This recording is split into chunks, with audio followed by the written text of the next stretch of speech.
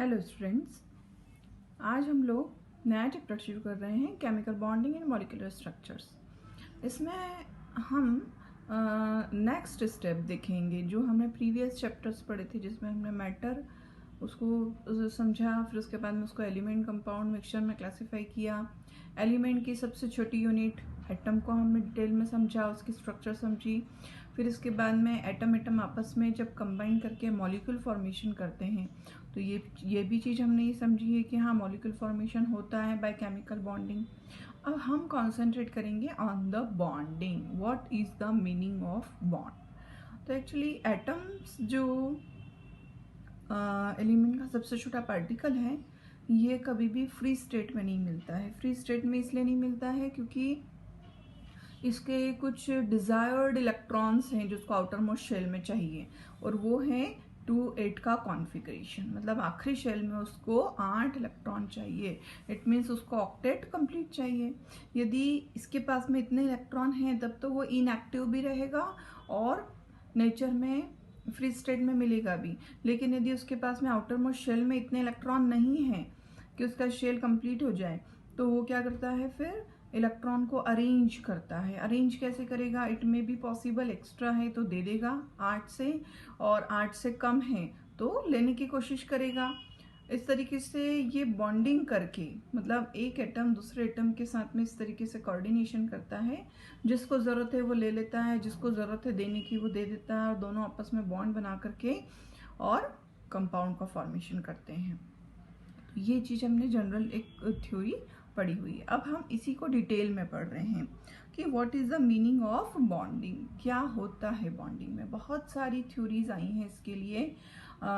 इसमें हमें स्टार्टिंग हम कर रहे हैं 4.1 वाला टॉपिक, पेज नंबर 97 पर, Kossel Lewis approach to chemical bonding. इस अप्रोच में एक्चुअली कॉजल लेविस अप्रोच में ये चीज़ बताई है कि कोई भी एटम हो या कोई भी मॉलिक्यूल हो, उसके आसपास में जब उसके इलेक्ट्रॉन्स हम शो करते हैं तो उसको हम लेविस सिंबल्स बोलते हैं या लेविस डॉट स्ट्रक्चर बोलते हैं।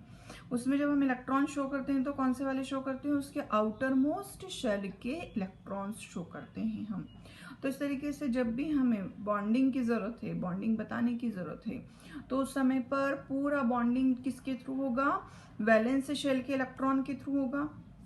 और ये जो वैलेंस शेल के इलेक्ट्रॉन्स हैं, they are responsible for the valency. It means जो बॉन्डिंग है वो टोटली डिपेंड किसके ऊपर करती है? वैलेंस इलेक्ट्रॉन पे। वैलेंस शेल के इलेक्ट्रॉन्स जो हैं यही रोल प्ले करते हैं मेन, क्योंकि इसके पहले के इलेक्ट्रॉन्स तो they will not participate in the bond formation. वो कैसे हो गए? आप कर्नल्स हो गए। कर्नल्स मतलब वे इलेक्ट्रॉन्स जो इनर शेल में प्रेजेंट हैं और सब शेल और ऑर्बिटल में प्रेजेंट हैं, जो बॉन्डिंग में पार्टिसिपेट नहीं करते हैं, उनको हम कर्नल्स बोलते हैं। और जो इलेक्ट्रॉन्स बॉन्डिंग में पार्टिसिपेट करते हैं, आखिरी शेल के वो इलेक्ट्रॉन्स जो बॉन्डिंग में पार्टिसिपेट करेंगे, उसको हम वैलेंस इलेक्ट्रॉन्स बोलते हैं, जो लास्ट शेल में प्रेजेंट होते हैं। तो अकॉर्डिंग टू लेविस स्ट्रक्चर हमें इस तरीके से लेविस सिंबल्स मिलते हैं। कोई भी एलिमेंट का एटम है, उसके एटम के आसपास में, उसके मतलब सिंबल के आसपास में आप क्या करेंगे? उसके नंबर ऑफ इलेक्ट्रॉन्स उतने शो करेंगे बाय द डॉट जितने उसके वैलेंस शेल में इलेक्ट्रॉन है। जैसे एग्जांपल, लिथियम का कॉन्फ़िगरेशन कितना होता है? लास्ट शेल का 2s1 होता है। तो 2s1 मतलब एक इलेक्ट्रॉन है आखिरी शेल में, तो हमने ये एक इलेक्ट्रॉन डॉट से शो कर दिया। ऐसे ही बेरिलियम का कितना होता है? 2s2 होता है, तो ये 2 इलेक्ट्रॉन हमने शो किए। बोरॉन का कितना होता है? 2s2 2p1 होता है, तो ये 3 इलेक्ट्रॉन हमने टोटल शो किए। इस तरीके से हमने यहाँ पर सारे एलिमेंट्स जो यहाँ पर एग्जाम्पल वाले हैं, सब में आसपास में डॉट्स शो किए हैं हमने। ये डॉट्स इनके नंबर ऑफ इलेक्ट्रॉन्स बता रहे हैं। तो इस तरीके से हमें यहाँ पर लेविस स्ट्रक्चर्स पढ़नी है। वैसे आप पढ़ चुके हैं 10th में, आप लोगों ने लेविस डॉट स्ट्रक्चर्स पढ़ी होंगी। ये वही वाली स्ट्रक्चर्स हैं। इस लेविस डॉट स्ट्रक्चर से हमें ये चीज़ पता लग जाती है कि भाई किस तरीके से एटम की कंडीशन है, उसके आउटर मोस्ट शेल में कितने इलेक्ट्रॉन हैं। Now what will be the process, मतलब क्या उसके पास में 8 इलेक्ट्रॉन है आउटर मोस्ट शेल में, 8 से कम है तो कितने कम है, या 8 से ज्यादा है तो कितने ज्यादा है। इसका मतलब है कि उनको इलेक्ट्रॉन क्या करना है, उनको NS2 NP6 कॉन्फ़िगरेशन चाहिए लास्ट में, तो उनको इलेक्ट्रॉन लेने की जरूरत है या देने की जरूरत है। इट मीन्स कि टोटली डिपेंड कि बॉन्डिंग कैसा होगा।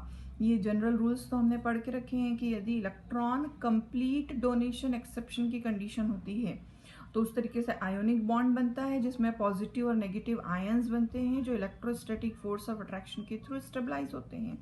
तो ये कंडीशन कब बनती है, जब उसके पास में आखिरी शेल में एक इलेक्ट्रॉन है, जैसे लिथियम है। अब लिथियम के पास में आखिरी शेल में कितने इलेक्ट्रॉन है, एक ही है। अब ये एक इलेक्ट्रॉन है तो डेफिनेटली आखिरी शेल में एक है। अब इसको शेल कंप्लीट करने के लिए मान लो 8 इलेक्ट्रॉन चाहिए, तो क्या इसको 7 को इलेक्ट्रॉन देगा, नहीं देगा। तो इसको क्या करना पड़ेगा, अपना एक इलेक्ट्रॉन डोनेट करना पड़ेगा। जब ये अपना आखिरी शेल का एक इलेक्ट्रॉन डोनेट कर देगा तो अंदर के शेल तो इसका क्या है, फुलफिल्ड है, तो इसको क्या हो जाएगा, जो डिजायर्ड कॉन्फ़िगरेशन है वो मिल जाएगा। तो इस तरीके से वे atoms, those atoms having the 1, 2 or 3 electrons in the outermost shell, they will most probably go for the ionic bond या electrovalent bond, मतलब complete donation होता है। और एक्सेप्ट इसको कौन करेगा, जिसके आखिरी शेल में इस तरीके से कंडीशन हो। देखिए ये फ्लोरीन को देखिए आप, आखिरी शेल में इसको कितने चाहिए, 8 हैं, कितने 7, बस एक इलेक्ट्रॉन चाहिए इसको और उसका शेल कंप्लीट हो जाएगा। ऐसे ही ऑक्सीजन है, सिर्फ 2 इलेक्ट्रॉन्स को चाहिए और उसका शेल कंप्लीट हो जाएगा। तो ऐसे एटम्स क्या करते हैं, इलेक्ट्रॉन को एक्सेप्ट कर लेते हैं और इनकी बॉन्डिंग हो जाती है। जैसे हम यहाँ बात कर रहे हैं, ये सोडियम है, ये सोडियम अपना एक इलेक्ट्रॉन डोनेट करेगा और खुद कैसा फील करेगा, फिर Na पॉजिटिव आई कैटायन बन जाएगा ये। और ये जो कैटायन होगा इसका इलेक्ट्रॉनिक कॉन्फ़िगरेशन कैसा होगा, नियॉन के जैसा होगा। मतलब ये चाहता तो नियॉन का ही कॉन्फ़िगरेशन था, लेकिन एक इलेक्ट्रॉन इसके पास में एक्स्ट्रा हो रहा था तो इसने क्या कर दिया, एक डोनेट कर दिया। ऐसे ही क्लोराइड है, क्लोरीन है, क्लोरीन के पास में आखिरी शेल में 7 इलेक्ट्रॉन है, ये देखिए 3s2 3p5 है इसका नियॉन के बाद में। अब इसको क्या चाहिए, 3s2 3p6 चाहिए, एक इलेक्ट्रॉन इसको चाहिए। तो ये क्या करता है, इस सोडियम से जाकर के एक इलेक्ट्रॉन एक्सेप्ट कर लेता है। इस तरीके से यहाँ पर फॉर्मेशन हो जाता है NaCl, सोडियम क्लोराइड का। तो इस तरीके से ये कंप्लीट डोनेशन और जो एक्सेप्शन की कंडीशंस हैं ये कब बनती हैं, जब आखिरी शेल में या तो 1, 2 या 3 इलेक्ट्रॉन की जरूरत है या फिर उतने ही इलेक्ट्रॉन उनके पास में एक्स्ट्रा है, मतलब आखिरी शेल में इतने ही इलेक्ट्रॉन है। तो डेफिनेटली इनको यदि वो डोनेट कर देगा तो अंदर का शेल उसका फिलअप उसको मिलेगा। तो इस तरीके से ये आयोनिक बॉन्ड की कंडीशन बनती है। इट मे बी पॉसिबल कि कहीं पर लास्ट शेल में यदि 4 इलेक्ट्रॉन हैं, इस तरीके से यदि कंडीशन है तो वो ऐसी कंडीशन होती है जहां पर डोनेशन एक्सेप्शन की जो पॉसिबिलिटी है वो खत्म हो जाती है। उस समय पर आप डोनेशन एक्सेप्शन नहीं सोच सकते। भाई आखिरी शेल में यदि 4 इलेक्ट्रॉन है तो उसको कितने और चाहिए, 4 चाहिए। अब 4 इलेक्ट्रॉन इसके पास है तो ये अब 4 डोनेट तो नहीं कर सकता क्योंकि इसके पास भी तो 50% इलेक्ट्रॉन है, लेकिन कोई इसको 50% देगा भी नहीं। तो ऐसी कंडीशंस में क्या होता है, जो बॉन्डिंग होती है वो जाती है कोवेलेंट बॉन्डिंग की तरफ। मतलब उस समय पर क्या होता है, कोवेलेंट बॉन्ड फॉर्मेशन होता है। इट मीन्स कि इक्वल शेयरिंग ऑफ इलेक्ट्रॉन होता है। इस तरीके से ये देखिए इस क्लोरीन को भी एक इलेक्ट्रॉन की जरूरत है, इसको भी एक। तो इन्होंने क्या करा, दोनों ने अपने एक एक इलेक्ट्रॉन बीच में रख लिए और उसको शेयर कर लिया। It is the equal sharing of electron. तो इसको हम बोलते हैं कोवेलेंट बॉन्डिंग। तो इस तरीके से डिपेंड करता है कि आखिरी शेल में कितने इलेक्ट्रॉन हैं।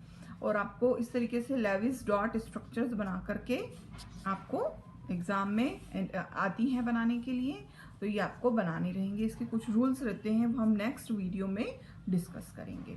और उसके लिए आप प्रीवियसली आप 10th की बुक खोल करके ये लेविस डॉट स्ट्रक्चर को रिकॉल करेंगे कि कैसे बनाते हैं लेविस डॉट स्ट्रक्चर। देखिए आप ये सारी लेविस रिप्रेजेंटेशंस हैं, ये कैसे बनाई हैं इसको मैं आपको नेक्स्ट वीडियो में एक्सप्लेन करूंगी। But you will go through the 10th chemistry book, उसमें ये सारी चीज़ें पहले भी देख करके रखी हैं, आप उसमें से भी एक बार देखेंगे। अब हम नेक्स्ट वीडियो में मिलेंगे।